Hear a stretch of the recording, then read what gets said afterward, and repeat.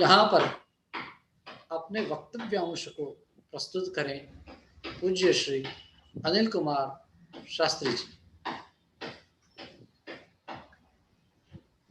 वसुदेव सुतं देवं कंस चाणूरमर्दनम्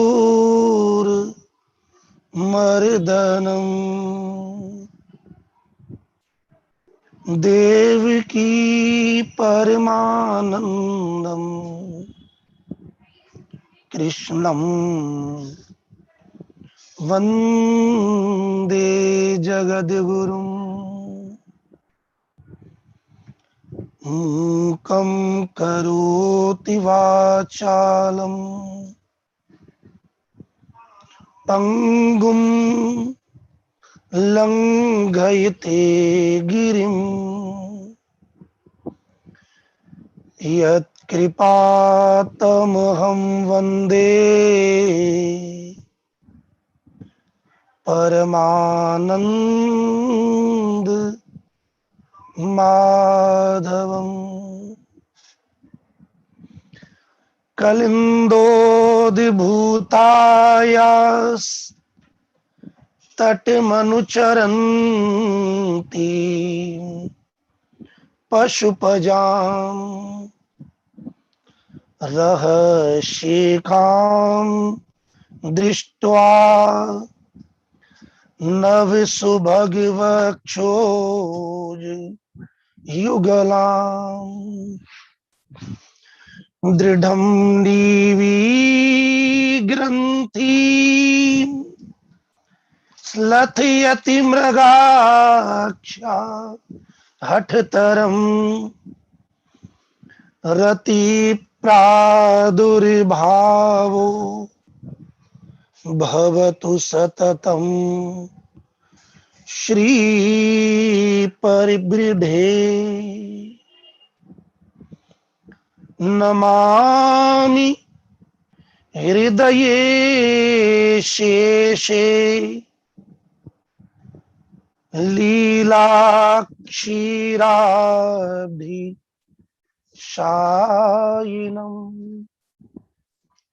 लक्ष्मी सहस्रलीलाभि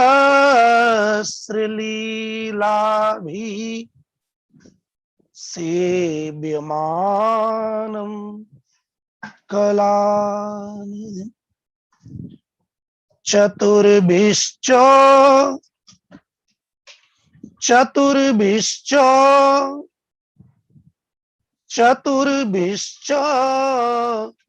त्रिभिस्तथा षड्भिर्विराजिते योऽसौ पंचधा हृदये मम श्री भागवत प्रतिपद मणिवरि भावांशुभूषिता मूर्ति श्री वल्लभाविधानस्तनोतु निज दासस्य सौभाग्यम्। जय श्री कृष्ण। पुष्टिपुरी मथुरा कलिंदगिरी नंदिनी परम कृपालु श्री यमुना जी के परम पवित्र तट से विज्ञान के माध्यम से श्रवण कर रहे आप सभी आदरणीय महानुभावों के लिए, विद्वत वृंदों के लिए एवं श्रीमद् भागवत रस पिपासु सभी वैष्णव जनों के लिए मेरा सादर नमन, वंदन, प्रणाम एवं जय श्री कृष्ण। सज्जनों, श्रीमद् भागवत साक्षात भगवान श्री कृष्ण का ही अक्षर में स्वरूप है। श्रीमद् भागवत के दसम स्कंद की चर्चा हम और आप कर ही रहे हैं, समय की मर्यादा है। आइए श्री महाप्रभु जी के अनुगत श्रीमद् भागवत के दसम स्कंद के प्रथम अध्याय का हम और आप निर्धारित समय में रसपान करें। प्रथम ये जानना, ध्यान करना आवश्यक है, भगवान वेद व्यास ने समाधि में जो श्रीमद् भागवत का लेखन किया, योगियों के परम गुरु परम भागवत श्री सुखदेव जी महाराज ने जिसे अपनी वाणी से वर्णन किया, श्री व्यास जी के अनुगत श्री सुखदेव जी की वाणु के अनुगत श्री महाप्रभु वल्लभाचार्य जी महाराज ने उसका जो दर्शन कराया है वह एक प्रकार से नहीं, 7 प्रकार से है। महाप्रभु श्रीमद् वल्लभाचार्य जी महाराज ने श्रीमद् भागवत का अर्थ 7 प्रकार से किया है। शास्त्रे, स्कंधे, प्रकरणे, ध्याये, वाक्ये, पादेक्षरे तथा, ये 7 प्रकार से श्रीमद् भागवत का अर्थ केवल और केवल श्री महाप्रभु जी के द्वारा ही किया गया है। 7 प्रकार के अर्थों में 4 प्रकार के अर्थों का वर्णन तत्वार्थ दीप निबंध के अंतर्गत जो श्रीमद् भागवत भागवतार्थ निबंध है उसमें किया गया है, और शेष 3 जो अर्थ हैं वो श्री सुबोधनी जी में वर्णन किए गए हैं। शास्त्र, स्कंध, प्रकरण और अध्याय, इन चारों का अर्थ भागवतार्थ निबंध के अंतर्गत आता है। और वाक्य अर्थात श्लोकों का, अध्याय में इतने ही श्लोक क्यों और उन श्लोकों में क्या वर्णन किया गया है, ये बात। साथ में जो शब्द है, एक एक शब्द का अर्थ, और इतना ही नहीं, एक एक अक्षर का अर्थ, ये महाप्रभु जी ने विचार किया है। तो जो 3 अर्थ इसके प्रधान है, उसमें सर्वप्रथम महाप्रभु जी की दृष्टि श्लोकार्थ पर है। वाक्य कि इस अध्याय में कितने वाक्य भगवान वेद व्यास ने लिखे हैं और श्री सुखदेव जी ने बोले हैं। श्रीमद् भागवत के दसम स्कंद के प्रथम अध्याय में 69 श्लोक है, 69, और इन श्लोकों में क्या क्या वर्णन किया गया है, आइए श्री महाप्रभु जी की वाणी का रसास्वादन करते हुए हम इसे प्रारंभ करें। 69 श्लोकों में जहां प्रथम अध्याय प्रारंभ होता है, श्री व्यास जी लिखते हैं, राजोवाच, दसम स्कंद का प्रारंभ परीक्षित से होता है। कथितो वंश विस्तारो भवता सोम सूर्ययो राज्ञां चोभयवंश्यानां चरितं परमाद्भुतम्। महाप्रभु श्रीमद् वल्लभाचार्य जी महाराज आज्ञा करते हैं कि जहां अध्याय का प्रारंभ होता है, जहां राजा बोलते हैं, तो राजा ने यहां 13 श्लोक निरंतर बोले हैं। हम देखें, श्री व्यास जी महाराज ने राजोवाचों के अंतर्गत 13 श्लोकों का लेखन किया है, अर्थात राजा परीक्षित ने 13 श्लोक बोले। और श्री महाप्रभु जी इस पर प्रकाश करते हैं कि इन 13 श्लोकों में राजा ने क्या कहा। तो वर्णन किया कि 12 श्लोकों में राजा के प्रश्नों का वर्णन है, राजा ने प्रश्न किए हैं। जहां राजा श्री सुखदेव जी महाराज के आगे जहां नवम स्कंद पूर्ण होता है, ध्यान दें, और श्री सुखदेव जी महाराज ने विस्तार पूर्वक संपूर्ण सूर्यवंश चंद्रवंशी की कथा का वर्णन किया और उसमें 2 श्लोकों में श्री कृष्ण चरित्र का वर्णन किया और नवम स्कंदों को पूर्ण कर दिया। राजा परीक्षित जो कृष्ण कथा रस पीने के लिए ही बैठा हुआ है, उसके लिए श्री सुखदेव जी महाराज ने नवम स्कंद के 24वें अध्याय में केवल 2 श्लोकों में कृष्ण चरित्र सुनाकर विराम कर दिया।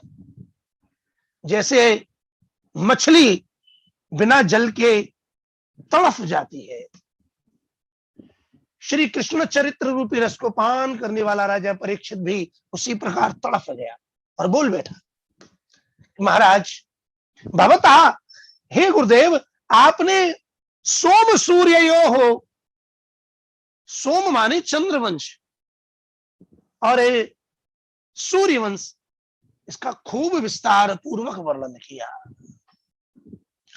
और इतना ही नहीं, चंद्रवंश और सूर्यवंश में जो राजा हुए उनके जो परम अद्भुत चरित्र हैं उन्हें भी आपने खूब गाया। चंद्रवंश के अंतर्गत जो महाराज धर्मशील महाराज यदु हैं, उनके भी प्रताप का, उनके भी वंश का आपने खूब वर्णन किया। श्री महाप्रभु जी कहते हैं कि इस अध्याय में जहां 59 श्लोक हैं, वहां प्रारंभ के 1.5 श्लोकों में राजा परीक्षित ने नवम स्कंद की जो कथा श्रवण की थी, उस कथा का सार 1.5 श्लोक में वर्णन कर दिया है। और आगे के जो 1.5 श्लोक हैं, उन 1.5 श्लोकों में राजा परीक्षित ने भगवान के पराक्रम का और भगवान के चरित्रों के विषय में प्रश्न किया है। 1.5 श्लोक में सूर्यवंश और चंद्रवंश की कथा श्री सुखदेव जी ने सुनाई थी, लेकिन ध्यान दें, कथा जब हुई थी तो पहले सूर्यवंश की कथा को श्रवण कराया था, तत्पश्चात सोमवंश का वर्णन था, चंद्रवंश का। लेकिन यहां राजा परीक्षित कहता है सोम सूर्यो हो, आपने मुझे चंद्रवंश और सूर्यवंश की कथा का वर्णन कराया। श्री महाप्रभु जी यहां विचार करते हैं, राजा तो बड़ा सावधान श्रोता है और उत्तम अधिकारी श्रोता यदि सुनी हुई कथा को आगे पीछे कर देवे तो ये उत्तमता तो नहीं। जो उत्तम अधिकारी श्रोता राजा परीक्षित हैं, जिन्हें पहले सूर्यवंश की कथा सुनाई गई, बाद में चंद्रवंश की कथा सुनाई गई, और फिर राजा कहता है कि कथितो वंश विस्तारो भवता सोम सूर्यो, आपने विस्तार पूर्वक सोमवंश की और सूर्यवंश की कथा सुनाई। राजा ने यहां सूर्यवंश का नाम पीछे कर दिया और चंद्रवंश का प्रथम, ऐसा क्यों? श्री महाप्रभु जी विचार करते हैं, अभ्यर्थत्वात् सोमस्य पूर्व निपातः, ये राजा के लिए इच्छित है। राजा श्री कृष्ण की कथा को सुनने के लिए पूर्व पहले से ही पूर्ण इच्छित है और उसी कारण से राजा ने सोम शब्द का प्रयोग पहले किया। ये महाप्रभु जी का विशेष भाव है। 1.5 श्लोकों में नवम स्कंद की कथा के विषय में राजा ने सार रूप में वर्णन कर दिया, और जब आगे के जो 1.5 श्लोक हैं, इन 1.5 श्लोक में राजा परीक्षित ने भगवान के पराक्रम और उनके चरित्रों के विषय में प्रश्न किया है। तत्रांशेनावतीर्णस्य विष्णोर वीर्याणि शंसनः अवतीर्य यदोर्वंशे भगवान भूत भावनः कृतवान यानि विश्वात्मा तानिनो वद विस्तरा। पहले अध्याय के यहां 3 श्लोक पूरे होते हैं। यहां पर श्री सुखदेव जी महाराज से राजा ने प्रश्न किया है, तानिनो वद विस्तरात, आप उन सबको विस्तार पूर्वक वर्णन कीजिए। किसको? जो भगवान का पराक्रम युक्त लीला चरित्र है। इतना कहने के बाद श्री महाप्रभु जी श्लोकों के वाक्यों का अर्थ प्रकट करते हुए वर्णन करते हैं कि 3 श्लोक के बाद जो आगे के 3 श्लोक हैं, चौथा, 5वां और 6वां, इन 3 श्लोकों में राजा परीक्षित ने भगवान और उनके चरित्रों के महात्म्य का वर्णन किया है। महात्म्य, श्री महाप्रभु जी विचार करते हैं महात्म्य 2 प्रकार का होता है। एक अदृष्ट महात्म्य जो दिखे नहीं, और दूसरा दृष्ट महात्म्य जो दिखे। यहां पर राजा परीक्षित ने श्री सुखदेव जी महाराज के सन्मुख दोनों प्रकार के महात्म्य का वर्णन किया है। एक श्लोक में अदृष्ट महात्म्य का वर्णन है और आगे के 2 श्लोकों में दृष्ट महात्म्य का वर्णन है।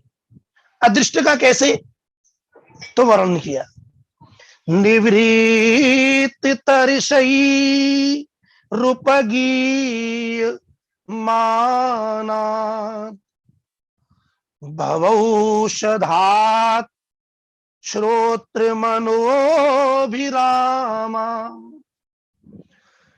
कौत्तम श्लोक गुणानुवादा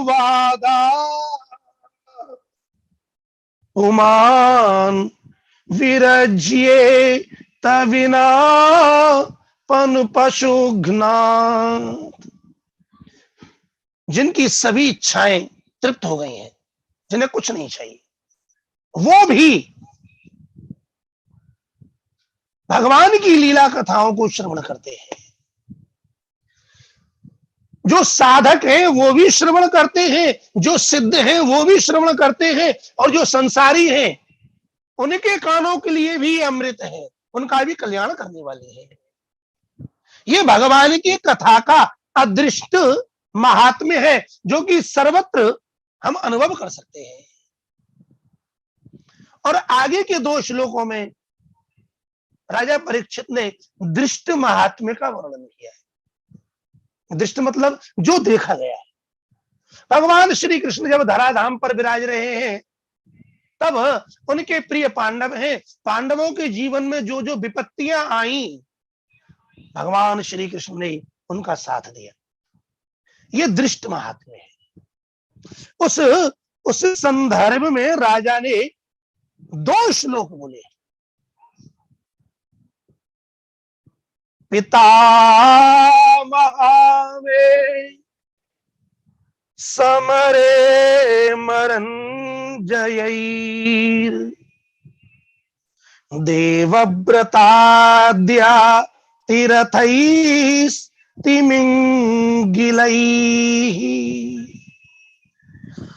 दुरात्ययौ कौरव सैन्य सागरं कृत्वा तरं वत्सपदं स्मयत् प्लवाः। महाराज,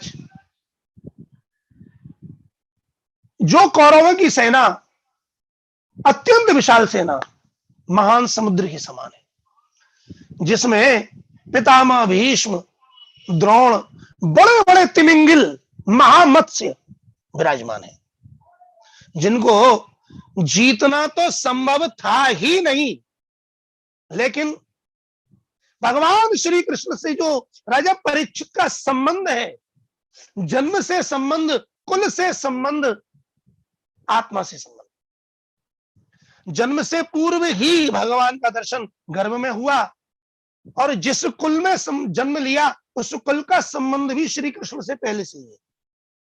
तो महाराज राजा परीक्षित कहते हैं कि मैं उन दयालु भगवान श्री कृष्ण की कथा को श्रवण करना चाहता हूं, जिनका चरित्र, जिनका पराक्रम मैंने और मेरे कुल ने खुद देखा है। उस महान समुद्र को मेरे पांडव, मेरे पूर्वज इस प्रकार पार कर गए जैसे एक बछड़े के खुर को लांग करके पार कर दिया जाता है। राजा परीक्षित ने कुल मिलाकर के 3 अध्यायों में कथा के महात्म्य का वर्णन किया है। और इसके बाद राजा परीक्षित ने श्री सुखदेव जी महाराज से लगातार प्रश्न किए हैं। कुल मिलाकर राजा परीक्षित ने श्री सुखदेव जी महाराज से यहां 12 प्रश्न किए हैं। 12 प्रश्न ही क्यों? श्री सुखदेव जी महाराज ने राजा के प्रश्नों को श्रवण किया और उनका उत्तर देना है। राजा के 6 प्रश्न धर्मयुक्त हैं, धर्म विषयक है, और 6 प्रश्न अधर्म विषयक है। भगवान षड गुणैश्वर्य संपन्न है, यही धर्म है। इसलिए राजा के 6 प्रश्न तो धर्म विषयक हैं और 6 प्रश्न अधर्म विषयक हैं, जिनमें मातुल मारण आदि का वर्णन किया गया है। मामा कंस इत्यादि को मारने के संदर्भ में जिन प्रश्नों को पूछा गया है, श्री कृष्ण और बलराम जी से संबंधित उनकी लीलाओं से संबंधित राजा ने जो प्रश्न पूछे हैं, वह प्रश्न कि बलराम जी ने रोहिणी के गर्भ से जन्म किस प्रकार लिया, जबकि प्रथम तो माता देवकी के गर्भ में पधारे। भगवान श्री कृष्ण ने जन्म लेकर कौन कौन सी लीलाएं की। कस्मान मुकुंदो भगवान पितुर्गेहात ब्रजंगत। भगवान मुकुंद ने वसुदेव जी के यहाँ जन्म लिया, और क्यों? अपने पिता का घर त्याग करके वो ब्रज गए। वहां रह करके उन्होंने कौन कौन सी लीलाएं की। ब्रज में ब्रजे वसन किम करोन मधुपुरियाम च केशव। भगवान की 3 लीला प्रधान है, ब्रज लीला, मथुरा लीला और द्वारका लीला। राजा ने तीनों लीलाओं के विषय में प्रश्न किया है। भगवान ने ब्रज में रह करके किया, भगवान ने मथुरा में रह करके किया, और जब भगवान द्वारका पहुंच गए, देहम मानुषमाश्रित्य कति वर्षाणि वृष्णिभिः यदुपुर्यां सहावात्सित पत्न्यः कत्य अभवन प्रभु। महाराज, यदुकुल में जब भगवान पधारे और उनके विवाह हुए, तो उनकी कितनी पत्नियां, यहां विचार उठता है। 7 दिन की मृत्यु का जिसे शाप दिया गया और 4था दिन चल रहा है, 3 दिन बाद जिसे देह त्यागना है, भला उसे किसी की पत्नियों के विषय में पूछने का क्या तात्पर्य हो सकता है? महाराज परीक्षित सामान्य व्यक्ति नहीं है, भगवान के अनन्य भक्त हैं, महाभागवत है, पूर्ण विरक्त है, और फिर वह श्री कृष्ण की पत्नियों के विषय में प्रश्न कर रहे हैं। कारण क्या? श्री महाप्रभु जी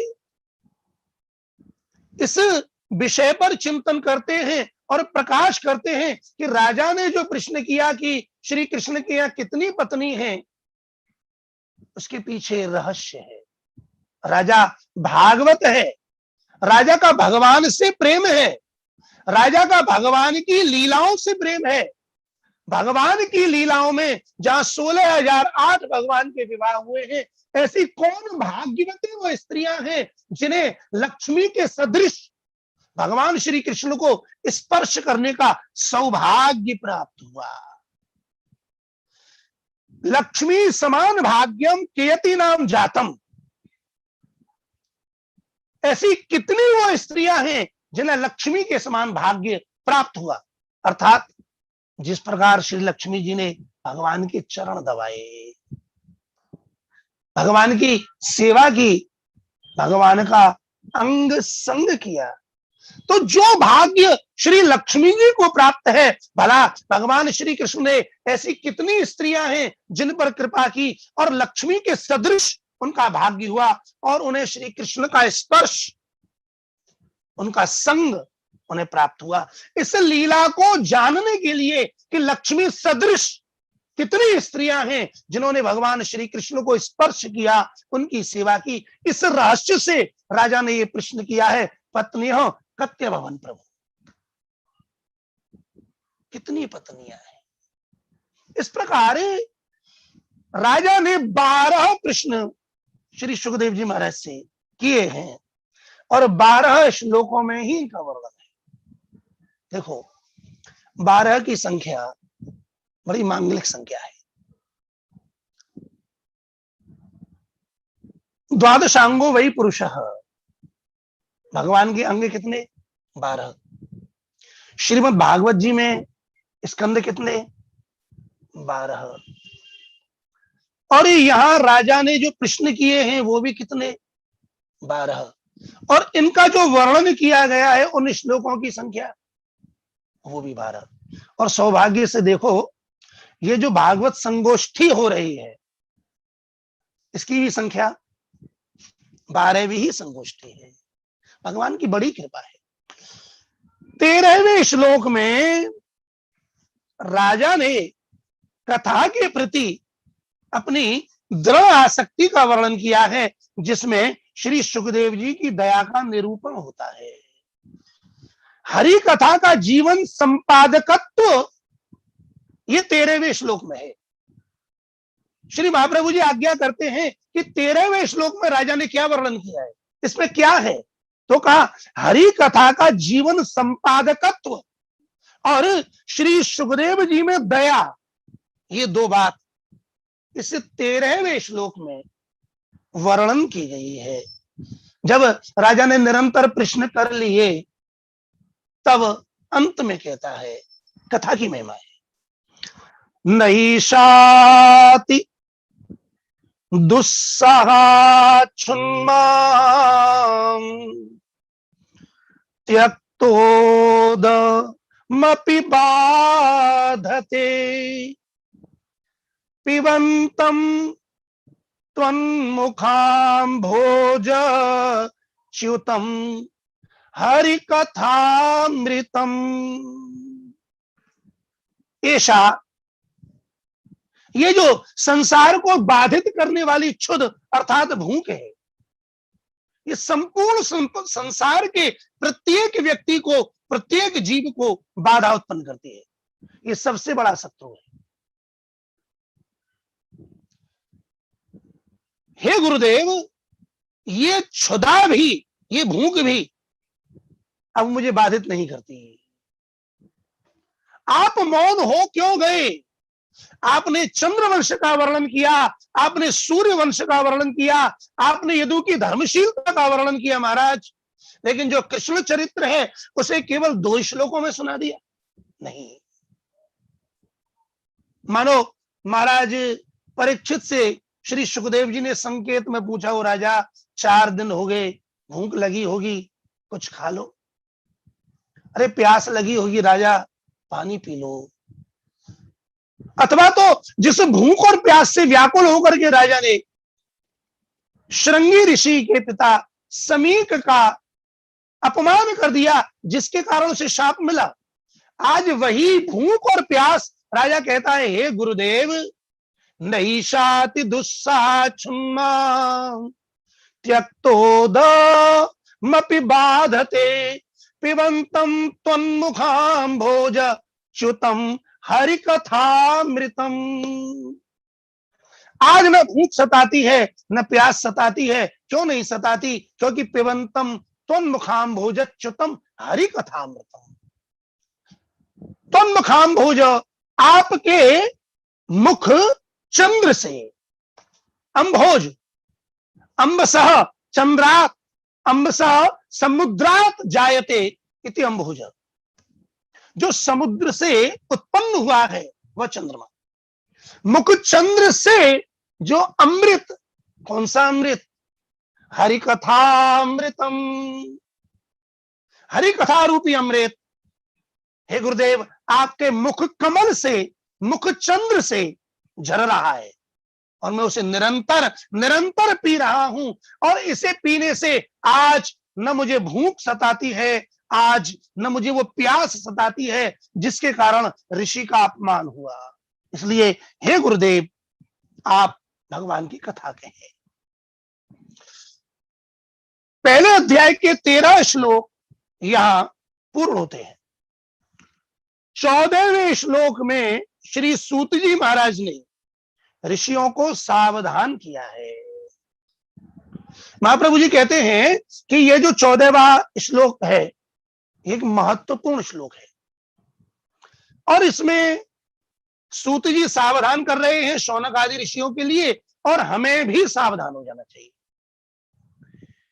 क्योंकि इस श्लोक में ऐसा वर्णन किया गया है कि इसमें जो वक्ता है, जो पूर्व वक्ता श्री सुखदेव जी महाराज हैं, अब वक्ता बदल रहा है। इसके संदर्भ में श्री व्यास जी महाराज ने वर्णन किया है, एवं निशम्य भृगुनंदन साधुवादम वैयासकी स भगवान अथ विष्णुरातम प्रत्यर्च्य कृष्ण चरितम् कलिकल्मषघ्नं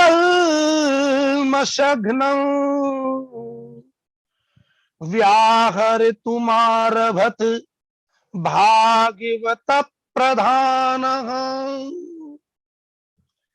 श्री सूत जी कहते हैं, जब इस प्रकार राजा परीक्षित ने भगवान की लीला कथाओं के विषय में प्रश्न किए और अपनी स्थिति बताई कि मुझे हरि कथा अमृत पान करना है, तो वैया सखी स भगवान अथ विष्णुरातम, विष्णुरात परीक्षित और वैया सखी व्यास नंदन श्री सुखदेव जी।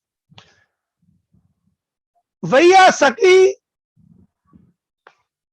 स भगवान अथ, अथ शब्द का प्रयोग श्री महाप्रभु जी निर्देश करते हैं, ये मंगलाचरण वाचक शब्द है। अथ, अध्याय प्रारंभ होता है, शास्त्र प्रारंभ होता है, मंगलाचरण होता है, तो मंगलाचरण के रूप में इस अथ शब्द को प्रयोग किया जाता है। और यहां श्लोक के मध्य में अथ शब्द का प्रयोग किया गया, ऐसा क्यों? महाप्रभु जी कहते हैं यहां वक्ता बदल गए।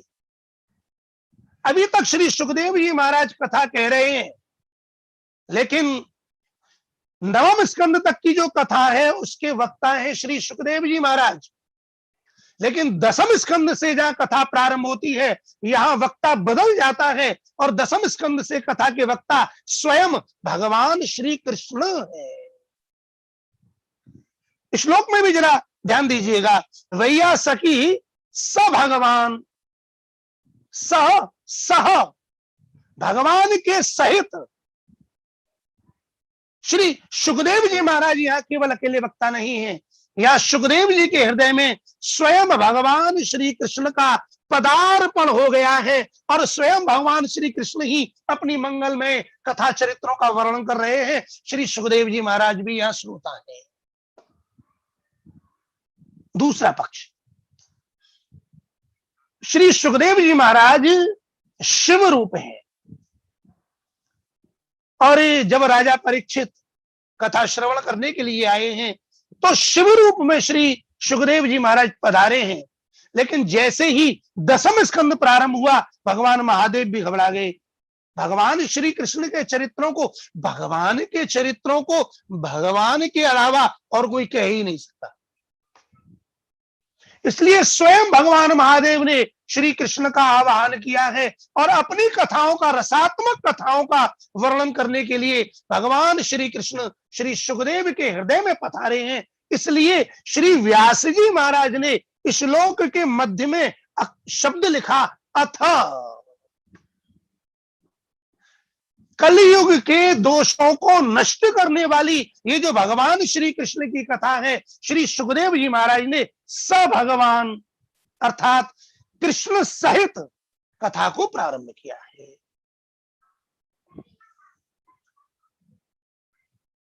15वें और 16वें इन 2 श्लोकों में स्वयं भगवान श्री सुखदेव जी महाराज ने कथा की महिमा का वर्णन किया है।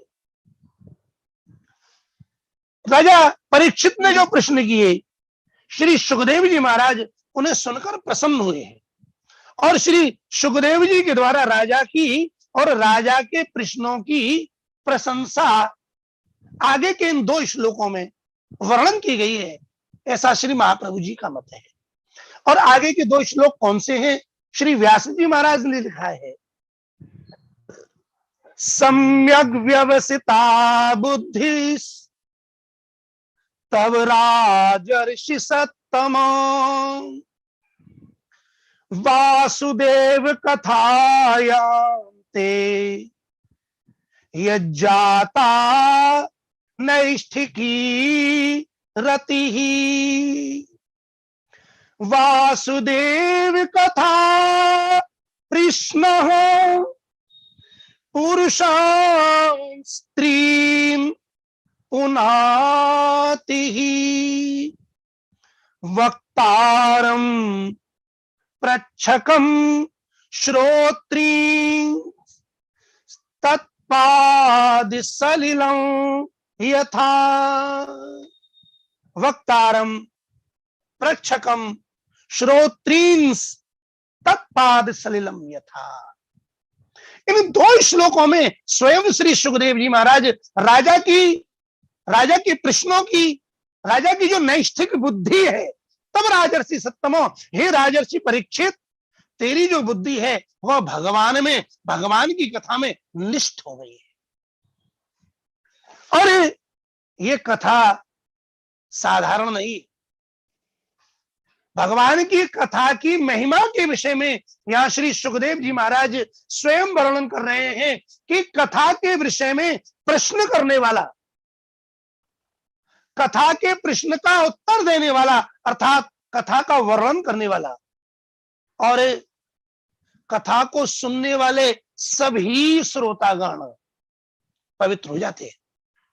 वासुदेव कथा कृष्ण पुरुषां स्त्रीन पुनाति, भगवान वासुदेव की कथा का प्रश्न ही 3 व्यक्तियों को प्रसन्न करने वाला है, पवित्र करने वाला है। किसको? जिसने कथा सुनने के लिए प्रश्न किया कि आप हमें कथा सुनावें, तो जिसने प्रश्न किया भगवान की कथा उसे पवित्र करती है।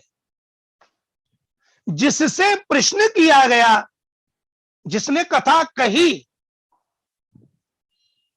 कथा कहने से वो भी पवित्र हुए।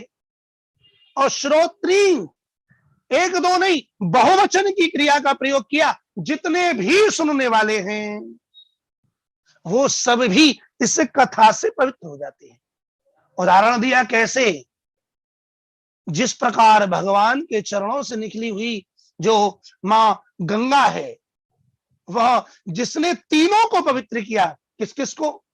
जिसने चरण धोए वो ब्रह्मा जी पवित्र हुए, जो गंगा जी को भूतल पर उतार करके लाए, मार्ग में भगवान महादेव ने मस्तक पर गंगा जी को धारण किया, शिव शिवो भूत, भगवान महादेव ब्रह्म स्वरूप हो गए। और राजा भगीरथ, जिन्होंने अपने पूर्वजों की मुक्ति के लिए मां गंगा को प्रसन्न किया, तो मां गंगा ने भगीरथ सहित जितने भी भक्त हैं, जिन जिन ने स्नान किया, उन सबको पवित्र किया। और आज भी वो मां गंगा स्नान करने वाले सभी भक्तों को पवित्र कर रही हैं। ठीक उसी प्रकार भगवान वासुदेव की कथा का प्रश्न करने वाले, भगवान वासुदेव की कथा का वर्णन करने वाले और भगवान वासुदेव की कथा को श्रवण करने वाले, भगवान की कथा इन सबको प्रसन्न करती है। श्री सुखदेव जी महाराज ने वर्णन किया। इस प्रकार 16वें श्लोक तक श्री व्यास जी महाराज की वाणी का वर्णन किया गया। आगे श्री महाप्रभु जी विचार करते हैं कि इस अध्याय में मुख्य 3 बात और है। समय की भी मर्यादा है, तो श्री महाप्रभु जी वर्णन करते हैं, दशभिः सांत्वनम भूमेः पंचत्रिंशत् तमैस्तथा अष्टाभि नारदोक्त्यैव सर्वेषां दुःखमंजसा। दशभिः सांत्वनम भूमे है, यहां 16वें श्लोक के बाद जो आगे के 10 श्लोक हैं उनमें भूमि के लिए सांत्वना इस कथा का उपक्रम वर्णन किया गया है।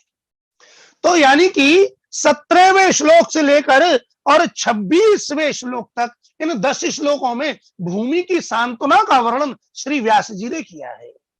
और हम देखेंगे कि श्री सुखदेव जी महाराज ने जब राजा परीक्षित की ऐसी उत्कंठा देखी तो बिना कोई भूमिका बनाए सीधे कथा को प्रारंभ कर दिया। और जब ये भूमि की सांत्वना प्रारंभ होती है तो वहां का प्रारंभिक श्लोक ही यहीं से प्रारंभ होता है। कहां से? भूमि से। भूमिर्दृप्त नृपव्याज दैत्यानीक शतायुतैः आक्रांता भूरिभारेण ब्रह्माणं शरणं ययौ।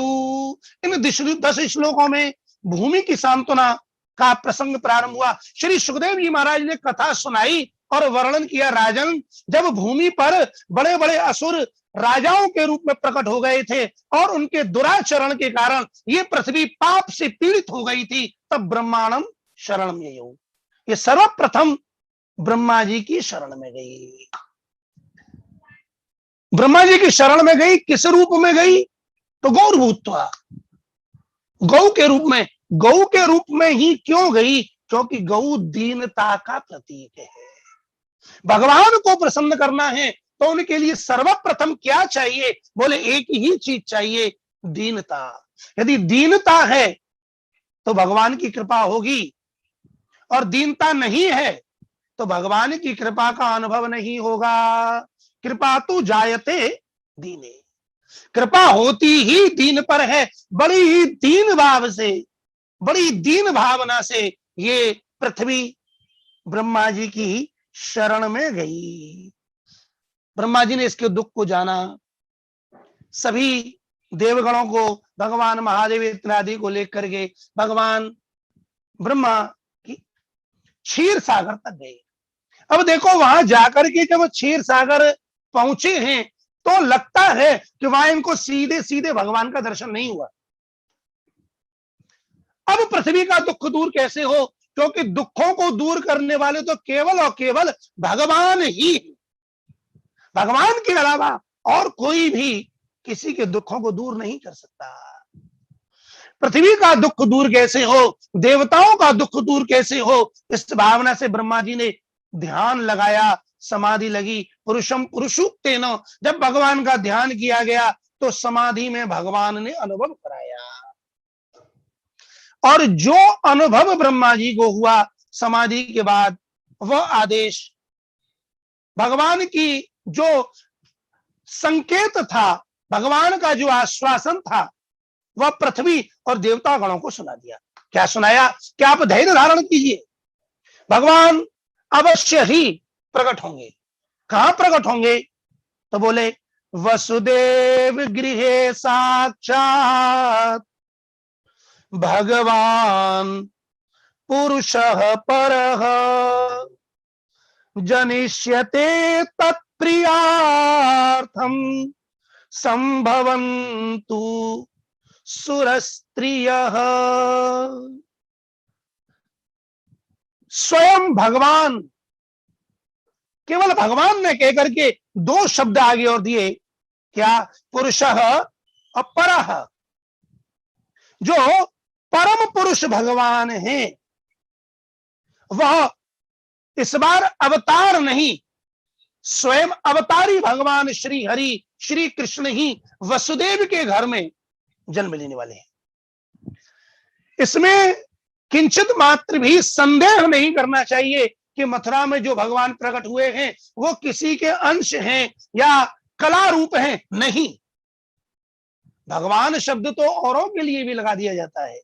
इसलिए व्यास जी ने भगवान के साथ में पुरुषः और परः ये दो शब्द और लगाए। अंशावतरण विदासाय आह पुरुष पर इति। कोई भगवान का अंश रूप न मान ले श्री कृष्ण को, इसे हटाने के लिए पुरुषः परः, ये परम पुरुष स्वयं पुरुषोत्तम भगवान श्री कृष्ण इस बार प्रकट हो रहे हैं वसुदेव के घर में। इसलिए आप लोग भी जाइए, भगवान की माया भी प्रकट होगी जो उनके कार्यों को साधेगी, और आप लोग भी देवगण सब मथुरा में, ब्रज में, यदुवंश में ब्रजवासियों के रूप में जन्म ले लीजिए। और आप ही नहीं, आपकी जो स्त्रियां हैं वो भी मथुरा में, ब्रज में जाकर के जन्म लें और भगवान की सेवा करें। इस प्रकार 10 श्लोकों में भूमि की सांत्वना का वर्णन श्री व्यास जी महाराज ने किया है। इसके बाद 35 श्लोकों में देवकी के दुख का वर्णन किया गया है। 10 भी सांत्वनम भूमे 35 तथै 35 तमैस्तथा। 35 35, आगे के जो 35 श्लोक है कहां से? 26वें श्लोक के बाद। इनमें इन 26 श्लोकों में देवकी की सांत्वना का वर्णन किया गया है। जो देवकी के लिए दुख है उसकी सांत्वना का वर्णन आगे के 35 श्लोक में व्यास महर्षि ने किया है। और यहां से ये जो अंतर प्रकरण प्रारंभ होता है तो सीधे सीधे ये कथा मथुरापुरी से प्रारंभ होती है। श्री सुखदेव जी महाराज वर्णन करते हैं कि उस समय जितने भी यादव थे उन सभी यादवों की जो राजधानी थी वह राजधानी मथुरापुरी थी। राजधानी ततस्सा भूत सर्व यादव भूभुजाम् मथुरा भगवान यत्र नित्यम सन्निहितो हरि। मथुरा भगवान यत्र नित्यम सन्निहितो हरि। 28वें श्लोक में ये बात वर्णन की गई। श्री व्यासी लिखते हैं कि भगवान मथुरा में नित्य सन्निहित हैं। सन्निहित माने नित्य निरंतर मथुरा में वास करते हैं, बल्कि यूं कहो कि भगवान में और मथुरा में कोई भेद नहीं। सर्व तत्वेशियो विष्टः सभूमावपि संगतः स नित्यं क्वचिदेवास्ति तत्स्थानं मथुरा स्मृता। मथुरा कोई सामान्य भूमि नहीं है। मथुरा के विषय में भगवान स्वयं कहते हैं, अहो न जानन्ति नरा दुरासया पुरी मदीयाम मथुराम सनातनी। सुरेंद्र नागेंद्र मुनीन्द्र संस्तुता मनोरमा ताम मथुराम पराकृतिम। जिनका आशय पवित्र नहीं है, जिनका अंतःकरण पवित्र नहीं है, ऐसे दुराशय दूषित व्यक्ति मथुरा के विषय में नहीं जान सकते। लेकिन जिनका अंतःकरण पवित्र है, ऐसे व्यक्ति मथुरा को जानते हैं, क्योंकि मथुरा सामान्य भूमि नहीं, पूरी मदीयम परमाम सनातनी, ये परम सनातन मथुरा नगरी है। जैसे हमारा धर्म है सनातन, हमारे भगवान है सनातन, ऐसे ही ये जो मथुरापुरी है, ये है सनातन। इसका निर्माण और विनाश नहीं होता। भगवान कहते हैं सुरेंद्र नागेंद्र मुनीन्द्र संस्तुता, देवताओं के द्वारा, मुनियों के द्वारा, ऋषियों के द्वारा इसकी अनेक प्रकार से स्तुति की गई है। और इतना ही नहीं, मनोरमाम, ये मन को रमण करने वाली है, बड़ी ही प्यारी है। मथुराम पराकृतिम, पराकृतिम,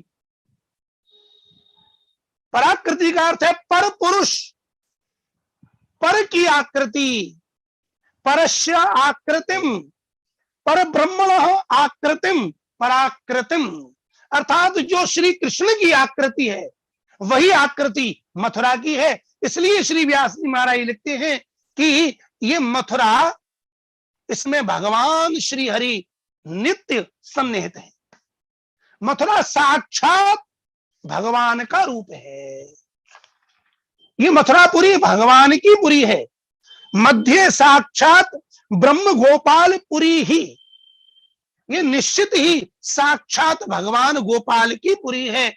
हरि रूप है, गोपाल रूप है भगवान में, और मथुरापुरी में भेद नहीं है। इसलिए भगवान ने निर्णय किया कि इस बार में अपनी ही पुरी मथुरापुरी में, जो गोपालपुरी है, जो सनातनपुरी है, जो मनोरमापुरी है, उसमें मैं जन्म लूंगा।